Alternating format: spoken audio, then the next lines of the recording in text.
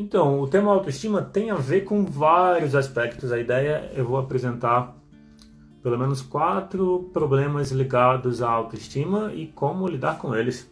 E falando da minha história pessoal. E tem um aspecto da autoestima que é pensar mais no outro do que em si mesmo. Também implica pensar, vou colocar assim, quando a gente se preocupa com o que os outros pensam, a nossa autoestima cai. Ou seja, a nossa autoestima está diretamente ligado com a confiança, claro, mas também a nossa autoestima está ligado com o quanto a gente se permite ser quem a gente é. Então é um tema bem complexo e principalmente por isso, né? Ter baixa autoestima é algo que as pessoas negam, né? Faz sentido? É como se ter baixa autoestima... Quando a gente nega a baixa autoestima, por exemplo, é quase doloroso, sei lá, desconfortável reconhecer quando você tem baixa autoestima. Eu prefiro usar a escala de 0 a 10. Por exemplo, se eu pergunto de 0 a 10, quanto é sua autoestima? Você quer responder, Thiago? De 0 a 10, quanto é sua autoestima? E depois, de 0 a 10, quanto você se aceita? Às vezes, quando a gente está confortável, quando a gente está na zona de conforto e tudo vai bem, é fácil dizer, eu me aceito 9, me aceito 10, me aceito 8. Ou quanto é minha autoestima? Minha autoestima é 10. É difícil. Assim, não é que seja impossível ter autoestima 10, mas para pensar na autoestima, Thiago, esse 7 é da autoestima, de 0 a 10, ou é o da aceitação, ou é dos dois? Porque às vezes pode ser diferente, às vezes a gente pode ser aceita 7, né? E a autoestima também é 7? Só para confirmar se na escala de aceitação e de autoestima para você combina, é a mesma coisa, ou se é diferente. Quando eu penso em aceitação, mas pensa assim, os dois, né? E, Thiago, me responde, você pensou no momento em que você está sob tensão? Ou quando as coisas dão errado? Você quer que algo aconteça e dá errado? Exemplo, um término de relação? Ou uma relação que você gostaria que acontecesse e não acontece? Ou uma decepção? Nesses momentos, quanto é a sua autoestima? E nesses momentos, quanto você se aceita? Porque não, se pensar agora, né? Agora você está vendo, você está olhando para o seu celular e deve estar no sofá ou na cama. Então é fácil, tipo, se não tiver nada incomodando, não tem uma dor, não tem nada, é mais fácil avaliar melhor a autoestima. Mas e quando as coisas dão errado? Acho que é importante olhar para esse momento. Quando as coisas dão errado, quanto você se aceita? Quando as coisas dão errado, quanto é a sua autoestima? Por que eu pergunto isso? A autoestima verdadeira não depende se vai dar certo ou não alguma coisa. Quando a gente gosta da gente gosta da gente até quando a gente erra. Quando a gente é muito severo, muito exigente com a gente mesmo, e a gente faz algo errado e fica se martirizando, se julgando, se criticando, isso é uma prova de uma autoestima baixa. Então a exigência elevada, uma exigência fora de controle, fala de uma baixa autoestima. E eu falo, de novo, por experiência própria. Até pouco tempo, até 2011, quando eu fazia algo errado, eu ficava sofrendo uns 2, 3 dias. Fazer algo errado me desentendi com alguém. Falei algo que alguém entendeu mal. Criei um desentendimento. Tipo, sabe quando você fala uma coisa, as pessoas entendem outra e meio que volta contra você? Geralmente as pessoas que têm baixa autoestima se veem muito nessa situação de ser mal interpretado. Quando você tem uma boa autoestima,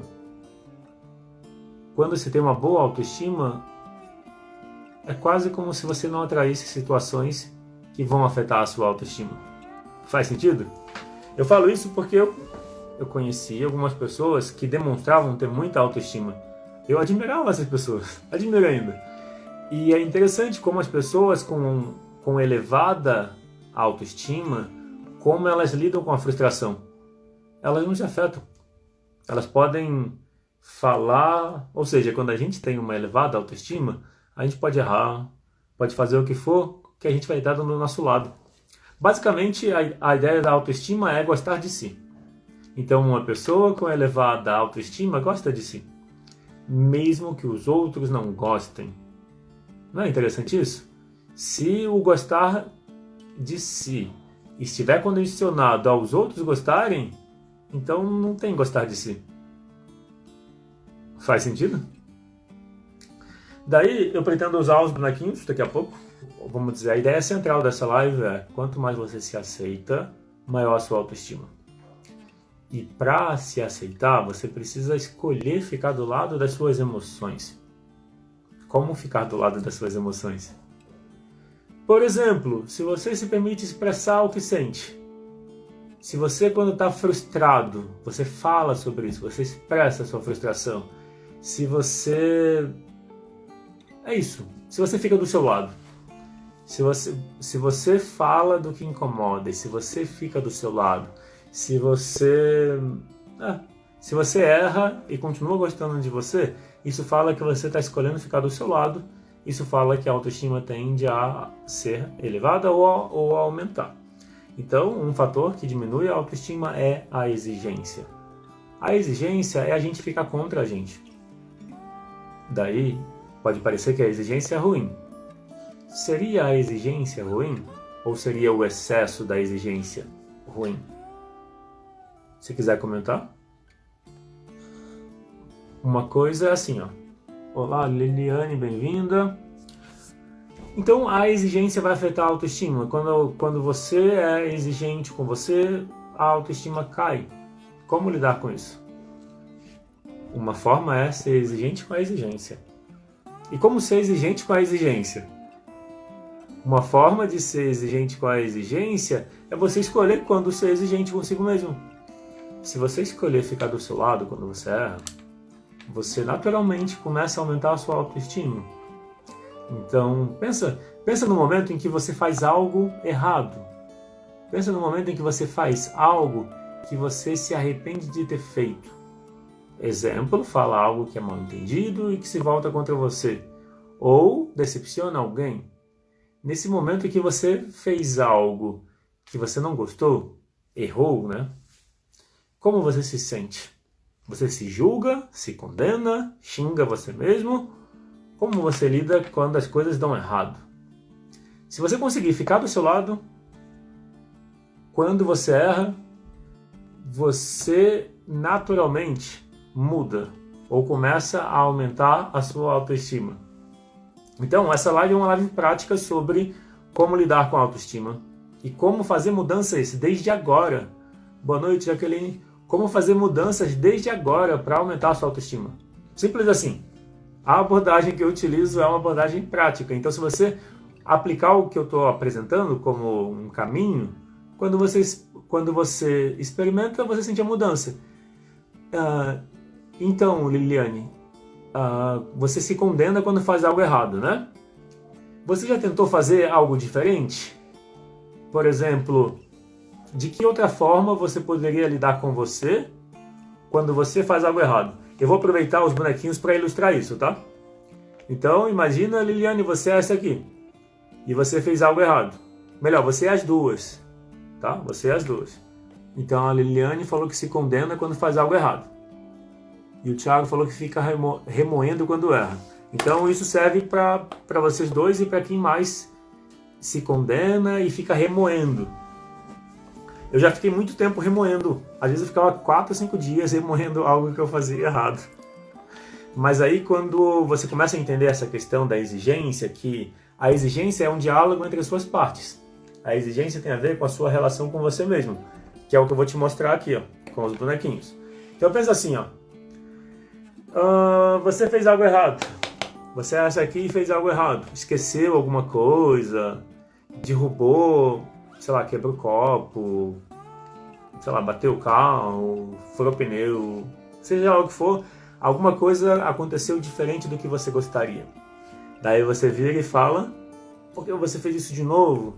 você sempre erra, você não devia ter feito isso, eu avisei que você tinha que ter tomado cuidado. Não são coisas assim que a gente fala pra gente quando erra? Tipo, de novo, eu tinha que ter falado, porque eu não falei, né?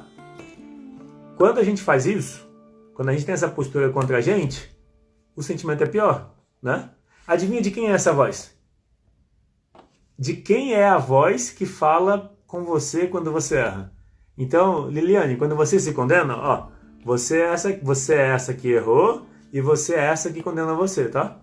E o Thiago, você é esse aqui que errou e você é esse aqui que condena, tá? A pergunta para vocês é, de quem é a voz que condena vocês? Se puder responder.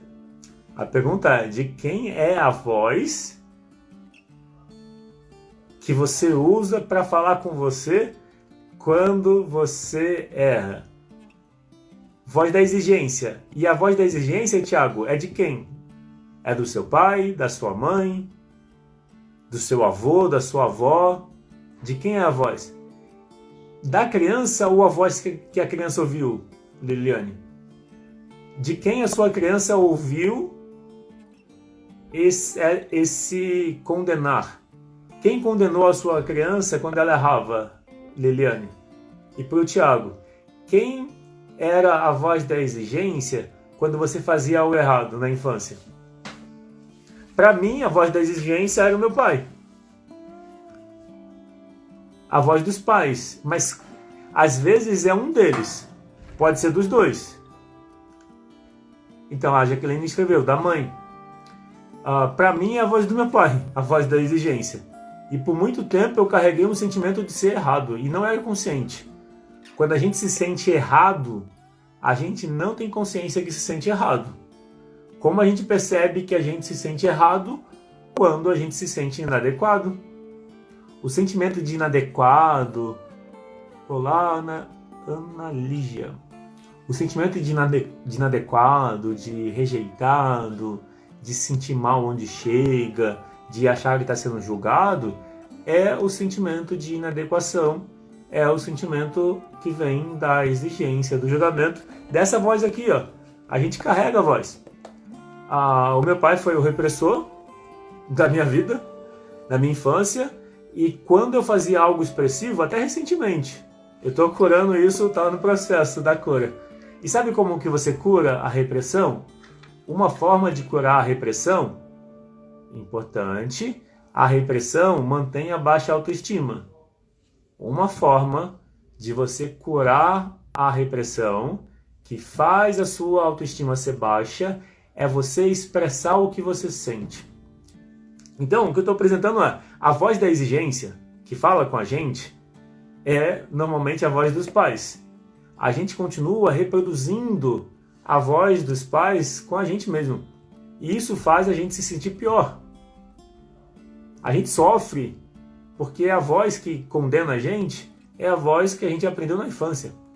Daí, qual que é a ideia? Como mudar isso de forma prática? Uma forma é se expressando.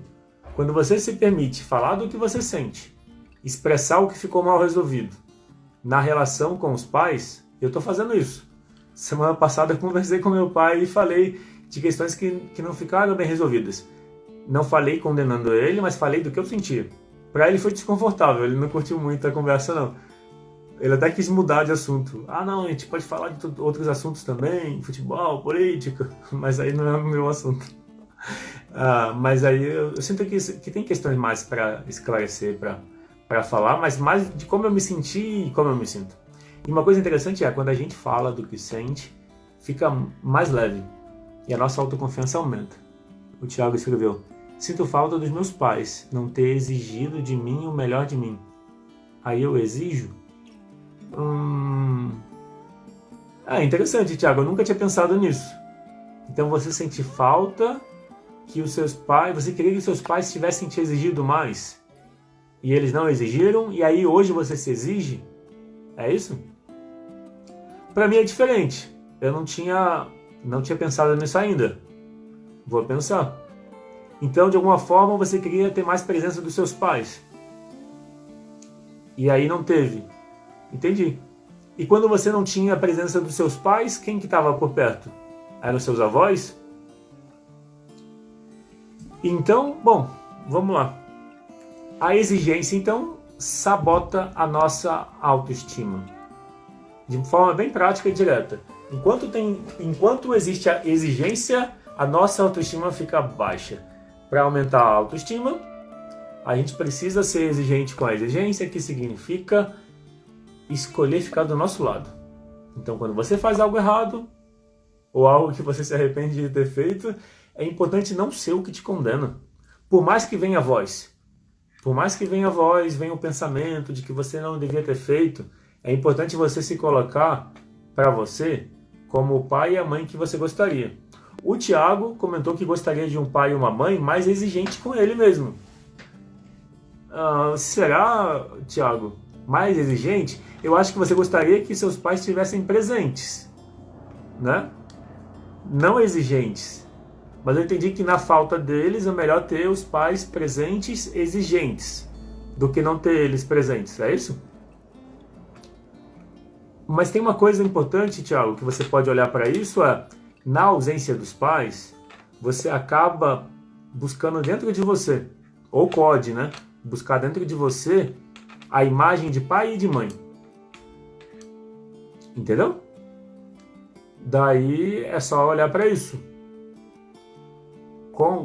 Porque se você falar que você quer ser para você um pai exigente, uma mãe exigente, não faz muito sentido, sabe? O que eu estou ouvindo mais é que você queria que eles estivessem mais presentes, que eles demonstrassem estar mais interessados por você, entendeu? Mas não exigentes. Porque senão, você falou, né? Você está se tornando um pai exigente para você.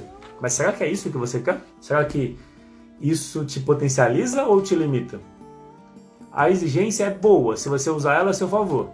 Sabe quando que a exigência é boa? No final. No final significa, primeiro você se permite ter ideias.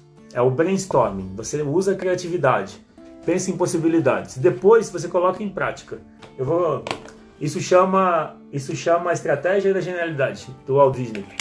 Eu vou usar aqui para representar. Pensa assim, ó. Imagina que aqui é o criativo, aqui é o realizador e aqui é o crítico, tá? Se quando você começa a ter ideia, o crítico vem e fala, tá errado, você nem teve tempo de aplicar a ideia. Então a exigência sabota a nossa realização quando você é exigente, quando não está tendo ideias ainda. O processo criativo depende de você se permitir ter ideias sem julgar as ideias. Primeiro você tem ideias, depois você aplica as ideias, depois que você teve ideia, aplicou a ideia, aí você avalia. Então o momento do exigente falar é no final, depois que a ideia foi aplicada. Porque muitas pessoas têm dificuldade de realizar e muitas vezes adiam tudo. Tem gente que usa uma estratégia de estar sempre aprendendo para nunca aplicar. Você conhece alguém assim? Você é assim? Então eu vou falar de novo. Tem pessoas que usam a estratégia de estar sempre aprendendo para nunca precisar aplicar. E como que essa estratégia funciona? É o pensamento de que sempre falta alguma coisa. Quando eu fizer o próximo curso, eu vou aplicar. Quando eu tiver... Entende? Tipo, a mente, quando está insegura, ela condiciona a aplicação quando fizer o próximo curso. Mas é importante perceber que a prática, a aplicação ensina. A gente aprende praticando. Então é importante praticar o mais rápido possível. Inclusive, tem um livro chamado Startup Enxuta, que é a ideia de criar negócios, onde você tem uma ideia de negócio e você já aplica ela o mais rápido possível. Se você levar 1 ano para aplicar a sua ideia, você está correndo o risco de quando a sua ideia estiver pronta para aplicar, o mercado já não quer mais ela. Já apareceu várias ideias melhores que a sua. A ideia da startup enxuta, eu estou linkando a constelação familiar, a questão da autoestima, com a questão de praticar. Porque o que permite você colocar em prática as suas ideias é a autoconfiança. E é muito curioso que às vezes pode faltar autoconfiança para se expressar e você pode ter autoconfiança em outra área. Para mim era assim. Eu sempre tive confiança no sentido de conseguir alcançar resultados. Mas se eu tivesse que falar em público, isso antigamente, há uns 20 anos, mas se eu tivesse que falar em público, não conseguia ou era muito difícil, mas com a força de vontade que eu fui me aprimorando no sentido de falar em público. Ah, legal, Jonathan. Obrigado por comentar. E então, uma coisa importante é isso, ó. A exigência atrapalha que a gente coloque em prática as nossas ideias. Eu estou repetindo porque é um ponto muito importante. Isso eu aprendi na PNL. Existe uma PNL, é Programação Neurolinguística. Tem uma técnica, um exercício, uma ferramenta que chama-se Estratégia da Genialidade de Walt Disney. O Walt Disney fazia isso. O Walt Disney se colocava em 3 lugares diferentes quando ele queria utilizar essa estratégia. Então, quando ele queria ter uma ideia sobre um novo personagem, uma nova história para o Walt Disney, ele ia para o sofá do criativo. Quando a gente reserva um local para uma atividade, é quase como se a gente colocasse energia ali. Fica mais fácil. É quase como se fosse... Bom, na PNL a ideia é que o espaço tem memória. A ideia, o termo é psicogeografia. Então, o espaço tem memória. Quando você está num lugar e você pensa em algo, de alguma forma, ali naquele lugar fica aquele pensamento, aquele sentimento. Quando você faz isso diariamente, o lugar fica com a sua vibração, a sua energia. E isso não é esotérico, isso é bem prático. Então, e aí quando você tem um lugar para ter ideias, quanto mais você faz isso, mais ideias você tem, mais fácil fica. Quando você teve ideias, você muda de lugar para você acessar como aplicar as ideias. Esse é o realizador. E aí você pensa como aplicar as ideias. Tem ideias que não dá para aplicar, ou não dá para aplicar agora. Mas aí você pode pensar de que forma aplicar, quando aplicar, etc. Por último, você critica as ideias, ou seja, pensa como aprimorar. Depois que você viu como aprimorar, utilizou a exigência, você devolve para o criativo. Para o lado criativo, propor soluções para cada objeção do crítico. Daí, com as novas ideias, você pratica as ideias e de novo volta para o crítico, para o exigente, para ele avaliar. Se ele tiver objeção, volta para ter ideias, para realizar e chega de novo no exigente, até quando ele fica satisfeito. Quando ele não tiver mais objeção, significa que você achou uma ideia que está em sintonia com você e que vai ser fácil. Então, esse aqui é o olhar para a exigência. Agora, tem um outro fator que afeta a autoestima. Quando a gente está separado dos pais, quando a gente se sente rejeitado pelos pais, ou quando a gente rejeita eles. Se a relação teve alguma, vamos dizer, se existe uma dificuldade na relação com os pais, se você não aceita os seus pais, tem julgamento contra eles, seja porque eles foram exigentes demais, ou porque eles foram ausentes, as duas formas, ou porque eles se comportaram de uma forma ou de outra, quando você tem julgamento pelos seus pais, quando você pensa ou julga que eles não deviam ser como eles são, existe um reflexo direto sobre você mesmo. E de novo eu falo isso por experiência própria. Por muito tempo eu tinha ressentimento pelo meu pai, então eu tinha um julgamento de que ele era errado, ou que ele não devia ter sido exigente como ele foi. Só que cada julgamento que eu tinha voltava para mim. Ficava com um sentimento de vazio que é a tristeza. Então quando a gente não aceita os pais como eles são, quando a gente julga, condena, isso volta pra gente. E existe uma tristeza, daí a gente foge da tristeza, e esse fugir da tristeza significa desconectar da gente mesmo, e aí a autoestima baixa. Ou seja, a autoestima depende da sua aceitação das suas emoções, de você ficar do lado do que você sente, ficar do lado do seu coração. Se você ignora o que você sente, por qualquer motivo que seja, você pode ignorar o que você sente porque você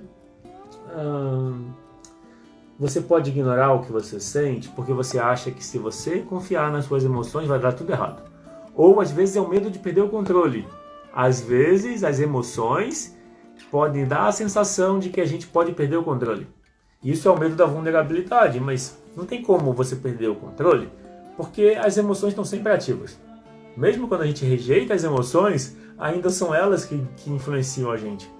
A gente é emocional antes de ser mental, intelectual, racional. Valeu, Jonathan. Abraço. Até a próxima.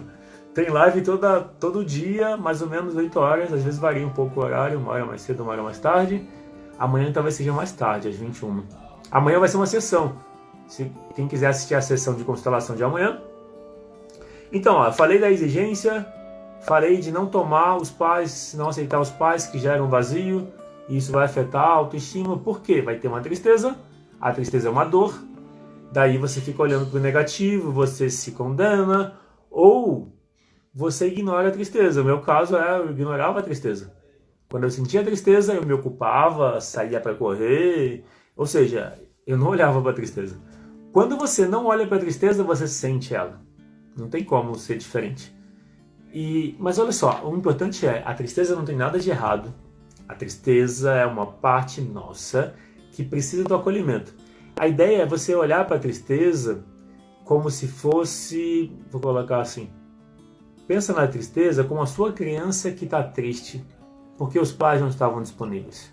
Ou está triste porque os pais agiram de um jeito que você não concorda ou não concordava. Quando a sua criança está triste, não precisa que mude a relação com seus pais, mas precisa que mude a relação com você.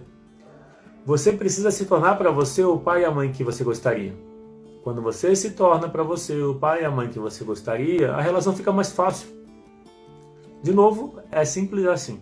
Experimenta ser para você o pai e a mãe que você gostaria e você vai começar a sentir um aumento da autoestima, porque a relação é direta, é imediata.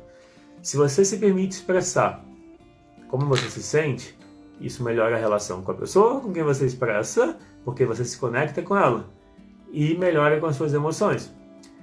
De novo, não precisa ser fácil, às vezes é desconfortável falar do que você sente, mas é libertador. E eu falo de novo por experiência própria. Eu fiz isso semana passada e vou fazer em breve. Eu estou adiando um outro momento para desabafar, para conversar com meu pai, mas eu vou fazer isso em breve. Porque traz, vamos dizer, é como se tirasse o peso do coração, como se tirasse as camadas que impedem o sentimento de fluir. Fica mais leve. Tipo, vale a pena o desconforto de você expressar dores antigas. Mas se você estiver reprimindo dores antigas, é a expressão delas que vai te curar. E a expressão é falar sobre elas. Depois, não expressar as emoções. Quando a gente não expressa o que sente, a gente se desconecta da gente e dos outros. A relação fica pior quando a gente não fala do que sente. E depois, se você tem uma baixa autoestima, é importante reconhecer que tem uma baixa autoestima, porque aí você pode fazer algo por ela.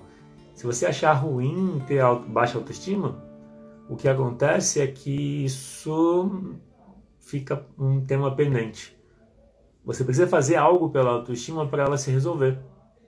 Entendeu?